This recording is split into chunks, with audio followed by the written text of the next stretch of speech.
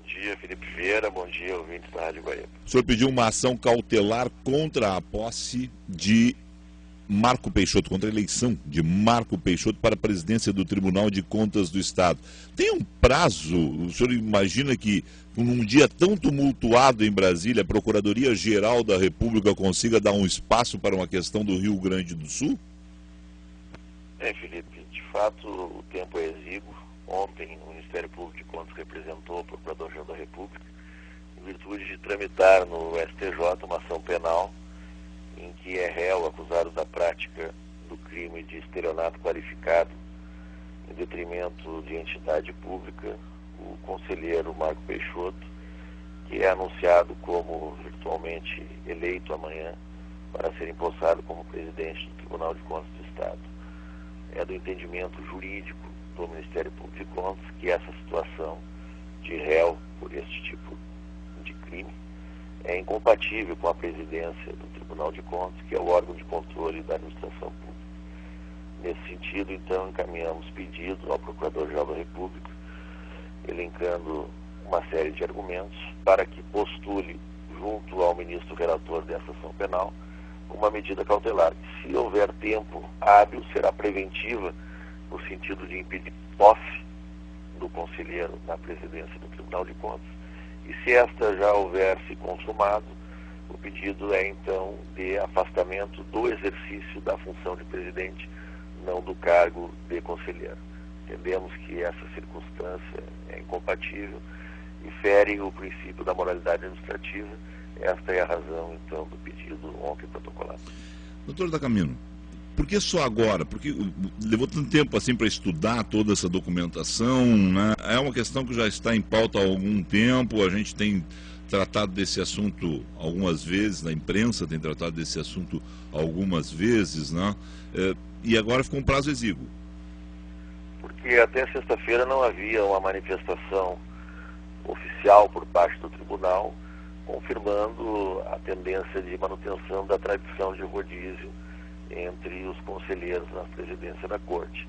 Sexta, o tribunal expediu uma nota pública em que comentava um noticiário recente e dava conta de que, na opinião dos conselheiros, era aplicável ao caso o princípio da presunção de inocência e, sendo os fatos ao conselheiro imputados anteriores à sua investidura no Tribunal de Contas, bem como considerando que o STJ, no recebimento da denúncia, não determinou o seu afastamento, então, o Tribunal de Contas anunciava naquela nota pública que, de fato, manteria a programação de elegê-lo presidente e que não acolheria, já praticamente respondia de antemão uma possível representação do Ministério Público de Contas ao pleno do Tribunal, não acolheria nenhum pleito no sentido de reverter essa situação. Portanto, a partir de sexta que foram intensificados os estudos e nesta segunda-feira, depois de trabalharmos inclusive no final de semana, é que ingressamos com o pedido junto ao Procurador-Geral da República. Bom, então, portanto, é o seguinte, a ação cautelar pede que não seja eleito, né, que seja parado esse processo todo e que, se eleito, seja afastado, se entender que há realmente razão nos argumentos apresentados pelo Ministério Público de Contas. É isso.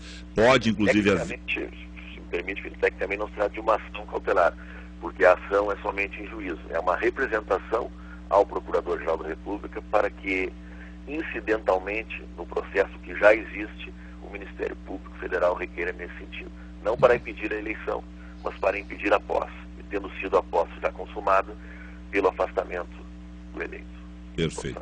Bom, vamos acompanhar, porque hoje também, num dia tumultuado como está Brasília hoje, né, a gente sabe que a atenção de Rodrigo Janot, da assessoria mais próxima de Rodrigo Janot, está focada em Eduardo Cunha, em outros senadores, em ministros, né, todo mundo está no meio da Lava Jato.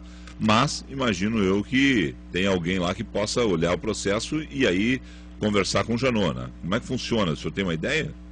Não tenho uma ideia de prazo, mas de fato não só o dia de hoje vem sendo agitado, mas os dias vêm sendo agitados há bastante tempo nesse terreno no Brasil. Talvez isso faça com que uma situação como essa, que foi objeto da representação, não chame tanto a atenção na sua incompatibilidade com o sistema jurídico, com o princípio da moralidade. Aguardemos os desdobramentos.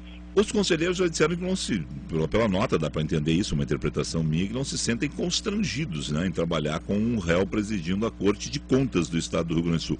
O Ministério Público vai atuar de alguma forma diferente quando tiver que tratar assuntos com o presidente do Tribunal de Contas, caso seja eleito e empossado Marco Peixoto? A relação é institucional e será mantida dessa forma. Não há qualquer questão pessoal contra o conselheiro e as instituições devem continuar se relacionando. O Ministério Público de Contas cumpriu o seu papel de fiscal da lei, analisou a questão juridicamente, não no plano moral ou ético, e tentou a medida que considerava cabível. Obrigado ao senhor, um excelente dia de trabalho. Da mesma forma.